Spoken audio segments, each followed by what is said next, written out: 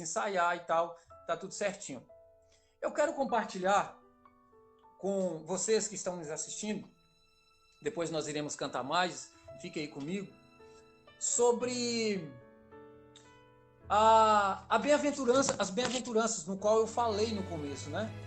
Jesus, ele, quando estava ensinando as pessoas, ele falou sobre ser humilde de espírito. O versículo 3, ele vai dizer, bem-aventurados humildes de espírito, porque dele é o reino dos céus. Aí, nós queremos entender porque Jesus disse, bem-aventurados humildes de espírito, ou seja, felizes são aqueles que são humildes de espírito. Então, a humildade aqui, quando a gente fala de humildade, às vezes remete na cabeça das pessoas pobreza ou condição social baixa, né? Ou uma condição financeira baixa, e a Bíblia não está querendo dizer isso aqui. Ou seja, a pobreza aqui não está relacionada à falta de dinheiro, ou não tem nada a ver com o status social das pessoas.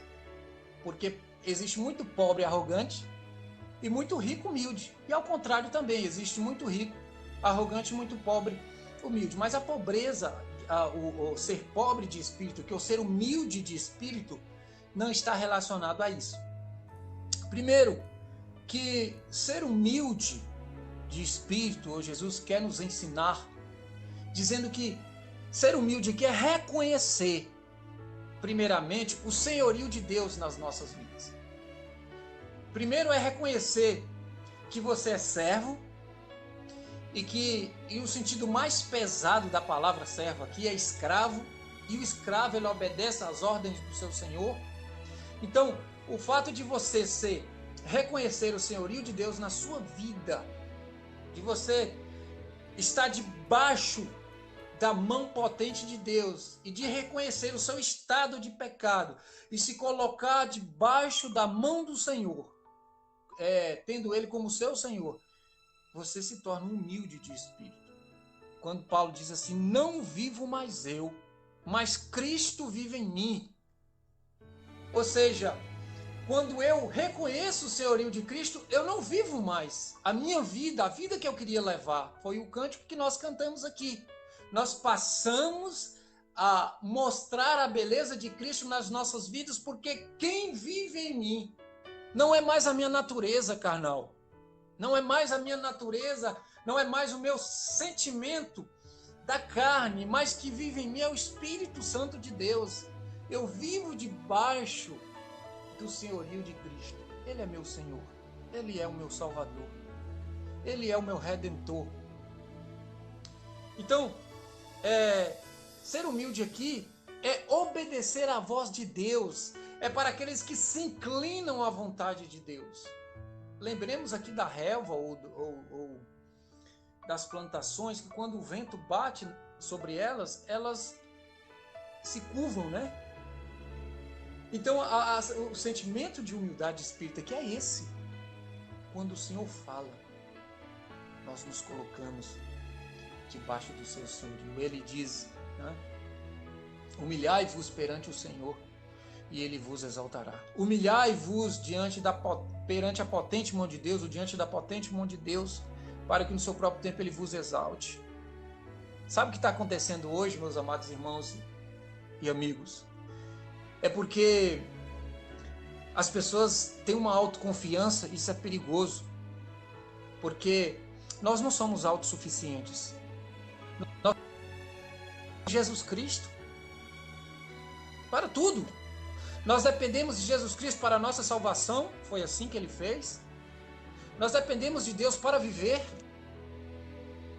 Você está aí, provavelmente sentado no sofá ou deitado na sua cama, não sei de onde você está me assistindo, mas se Deus cortar o oxigênio seu aí por 10 segundos ou por 20 segundos, talvez alguns que têm um fôlego maior consigam resistir 40 até 1 minuto. Mas se Deus cortar o oxigênio por 1 minuto e meio, você morre. Então, eu dependo de Deus para tudo, para ser salvo, para viver, para me manter vivo. Eu dependo de Deus. Eu coloco a minha vida diante dele, dizendo assim, Senhor, eu não sou nada. Eu dependo do Senhor. E a humildade de espírito aqui, ela está relacionada com a simplicidade de coração. Algo que é muito desprezado nos nossos dias. Ah, como existem pessoas arrogantes. Pessoas que são detentores, eles acham que faz até parte da Trindade Santa. Que tão arrogantes que são. Mas a Bíblia diz que Deus dá graça aos humildes. E a soberba, ela precede a queda. É o passo gigantesco para a queda. Mas Deus abençoa aqueles que são humildes de espírito, que se colocam. Então a autoconfiança pregada no nosso dia, ela é perigosa. Porque há um novo evangelho sendo pregado nos nossos dias de hoje, ou nos nossos dias atuais, a respeito da nossa importância para Deus. Ou seja, você é alguém. E existem duas frases que eu não sei se os irmãos aí, os amigos, notam, e a gente vê, dizendo assim, você não é cauda, você é cabeça. E essa bem-aventurança nos faz lembrar disso comumente, que a gente ouve hoje nos nossos dias. Você não é cauda, você é cabeça. Ou seja, eu posso não ser o rei do mundo, mas sou filho do rei. Eu quero dizer uma coisa para você. O nosso estado, Deus, ele não precisa de nós. Às vezes você acha essa palavra até forte. Mas Deus não precisa de você, Deus não precisa de mim, porque Ele é Deus. Ele é soberano nas suas atitudes, Ele é soberano, ele tem poder, Ele é onipresente, onipotente, onisciente, Ele não precisa de mim, Ele não precisa de você, Ele não precisa de nós, porque Deus, Ele é Deus. Agora, ao contrário, nós precisamos de Deus. Nós precisamos nos colocar debaixo do seu senhorio, dizendo, Senhor, eu não sou nada, eu não me considero nada. O profeta Isaías disse no capítulo 1, nós somos como podridão, nós somos como chagas inflamadas, não espremidas. Nós não somos nada perante Deus. Aí nós temos que nos humilhar como o publicano fez, dizendo, Senhor, eu não sou digno de levantar os meus olhos para o céu por conta do meu estado pecaminoso. Mas o fariseu batia no pé e dizia, olha, Senhor, ouve as minhas orações, porque eu não sou como ele. E apontava o dedo para o publicano, dizendo, esse é ruim, eu faço isso, eu faço aquilo, eu dou o dízimo de tudo, faço isso. Deus olha para ele e diz, mas você é soberbo, como você é arrogante. E Deus não abençoa esses, porque eles não se humilham diante do Senhor. Ele não é humilde de espírito. Então essas duas afirmações que eu falei para vocês aí, que você não é cauda, você é cabeça, isso é balela.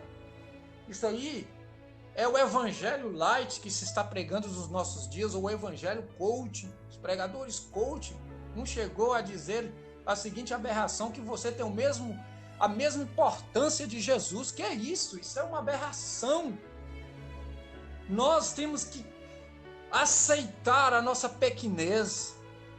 Nós temos que aceitar o nosso estado, em que Jesus Cristo nos encontrou e nos tirou da lama, nos tirou do lodo, como a Bíblia diz, e pôs os nossos pés sobre uma rocha. Nós não somos nada. Nós dependemos totalmente do nosso Senhor Jesus. E como é bom, meus irmãos, nos colocarmos diante das mãos e da presença do Senhor, com o coração quebrantado, com o coração contrito, dizendo, Senhor, me usa, faz de mim um vaso novo, me transforma, me faça alguém melhor, me ajude a transformar o mundo através do nome de Jesus Cristo. Porque quando o Espírito Santo habita no seu coração, quando o Espírito Santo habita no nosso coração, quando Jesus Cristo é o centro da sua vida, você faz a diferença onde você está. Seja para o seu vizinho, seja na sua casa, seja na localidade onde você vive, seja onde você estiver. E quando nós ouvimos essas duas expressões, nós lembramos de Mateus 8:20, A Bíblia diz que o próprio Jesus não tinha onde reclinar a cabeça. Você não é cabeça, não. Não vai com essa ideia que você é cabeça, você não é cabeça. Quem é o cabeça é Cristo. Cristo é o cabeça da igreja. Nós fazemos parte do corpo de Cristo. Então, quem somos nós, como muitos hoje, de exigir alguma coisa de Deus? Se Deus fosse dar a nós o que nós merecemos, seria a morte. Foi o que eu falei na live passada, Romanos 6, 23. Porque o salário do pecado é a morte. Mas o dom gratuito de Deus é a vida eterna em Cristo Jesus. Então, quem somos nós para exigir alguma coisa de Deus? Então, meu amigo, quando você se coloca diante de Deus, sendo humilde de espírito, reconhecendo o seu estado, Deus ele te transforma. E aí quando você se entrega a Jesus, que você faz esse compromisso com Ele, muitas pessoas chegam até você dizendo, mas você vivia assim, você vivia assado, você fez isso, você fez aquilo. As pessoas podem até apontar o que você fez de errado. Mas Deus, a Bíblia diz que Deus se esquece dos nossos pecados e lança nas profundezas do mar. A Bíblia diz que Ele não se lembra mais. E a partir desse momento que você se entrega a Ele, Ele apaga os seus pecados e escreve o seu nome no livro da vida. E a Bíblia diz que só terá direito a entrar nos céus aqueles que forem achados escritos no livro da vida.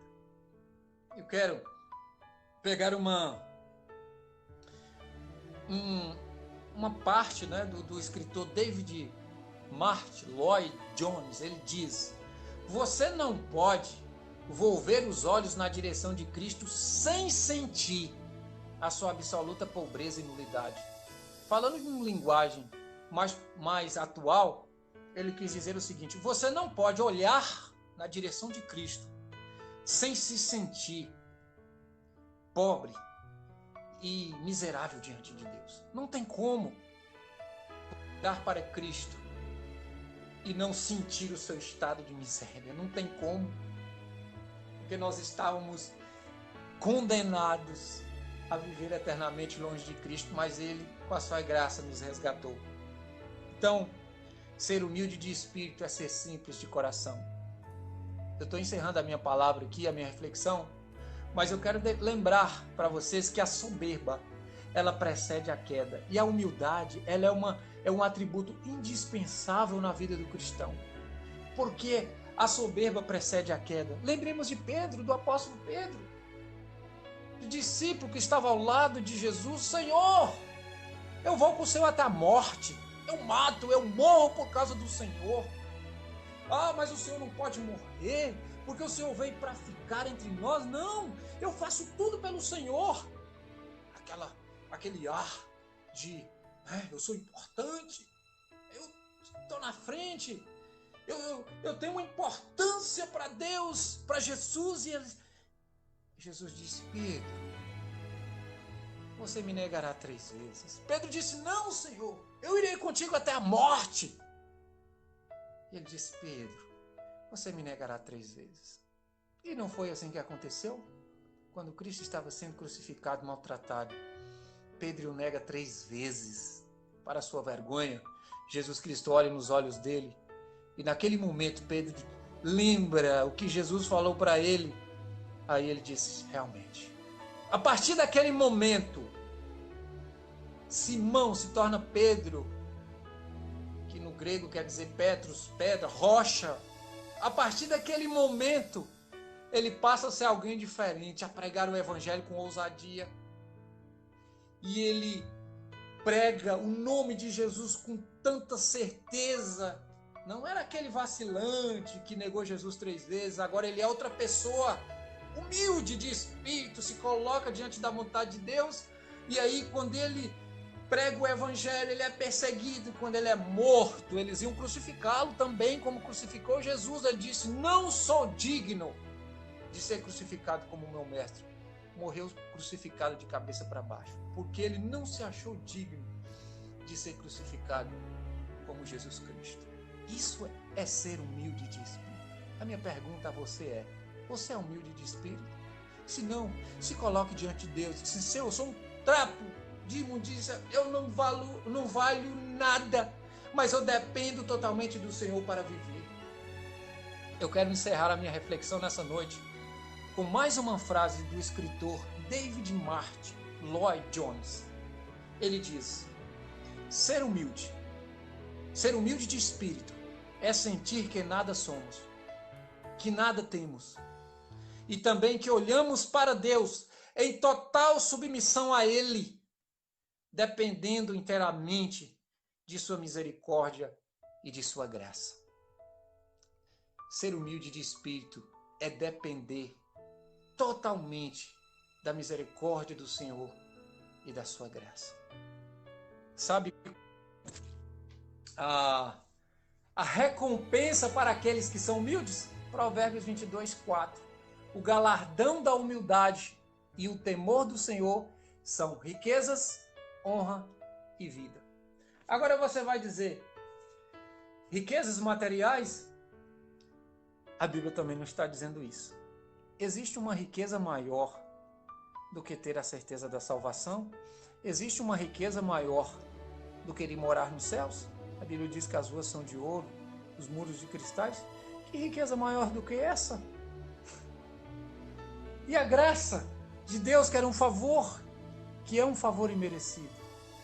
Então, seja humilde de espírito. Guarde essa palavra no seu coração. Talvez você está me assistindo e você precisa melhorar isso. Ore a Deus, peça a Deus: Pai, me ajude a ser humilde de espírito, eu quero servir ao Senhor. Oremos.